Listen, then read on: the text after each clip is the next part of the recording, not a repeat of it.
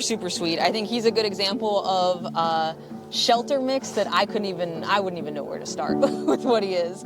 He's got a real short little neck, little stumpy body, sweet as can be. He's a really great dog.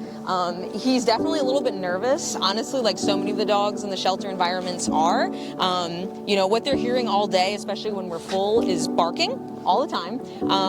He kind of has shown some signs that, you know, this is a really hard environment for him to be in. And when they are in this environment all the time, when we're this full, there's no escape. There's no going home. There's no being able to get any relief or anything like that. And he's so great outside of his kennel. He's sweet. Even when he barks, his bark is so mild. He's lovable. He's kind of pocket-sized too. He's really short. He's got a short little stumpy body. I think he would be somebody's great like couch potato. And I'm not sure where the name Thrall came from. I'm not sure. Do you happen to know, Gary, if he was a owner surrender or anything like that? But he's had a rough go of it here, like so many of the dogs. Right now we're at capacity in the shelter and over some. And because of that, you know, we have dogs that are in kennels that are a little small for them. Honestly, we have dogs in cages, which we never want to have, but all of our permanent kennels are filled up.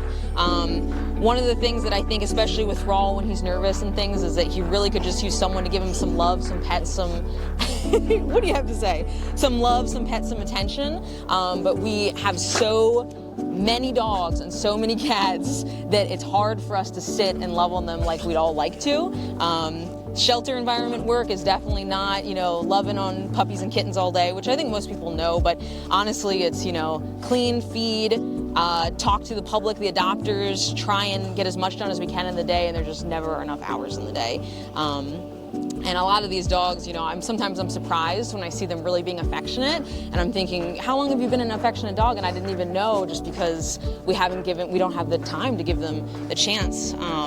And I also let people know, you know, if you're not sure if a dog's gonna work out, a great option is fostering for like a trial period, maybe 2 weeks, just to see how they do, how they fit in with your environment, maybe see how they do with your dogs, with your cats. It doesn't have to be okay, I've committed to this. It can be hey, we're gonna try it out, or even, hey, we'd like to get him out of the shelter for a little bit. And if we can get him out of the shelter, maybe we can get to learn more about his personality, maybe see what he's really good with, what he really likes. Like Thrall here, I think would be someone's great couch potato. But you know, if somebody maybe wasn't sure and they didn't know, you know, the foster period is a great opportunity to try him out and see how it works. So, but yeah, he's one of our many great dogs. Heinz 57 variety.